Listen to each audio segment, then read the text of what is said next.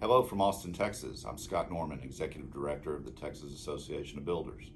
This week, we are approaching the end of the fourth week of the legislative session, and some significant procedural matters have been resolved in both the Senate and the House when the Lieutenant Governor and Speaker in recent days have appointed their committee chairs and the members of their committee.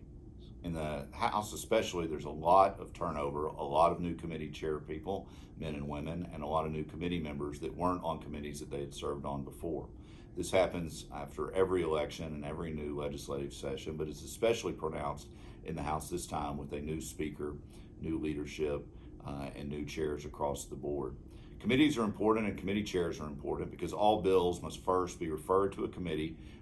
They are divided up by subject matter, and that is where they will or will not have a hearing and have the ability to move on to the next step in the legislative process.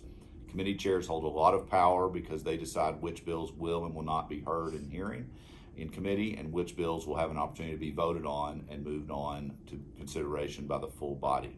Your TAB staff and lobbyists have been meeting with these new committee chairs and the new members of the various committees of which we're interested to try to educate them on our industry and on our issues, as bills are going to be later this week and beginning next week will begin to be referred to those committees, and hearings will start in earnest in the next few weeks.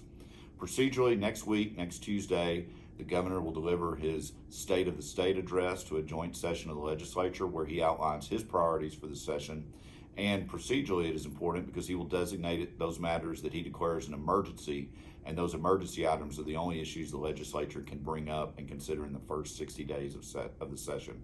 So more about those matters in a future Texas Builder report, and we'll come back to you from Austin. I invite you to continue to follow us on social media, stay involved, and we'll talk to you soon.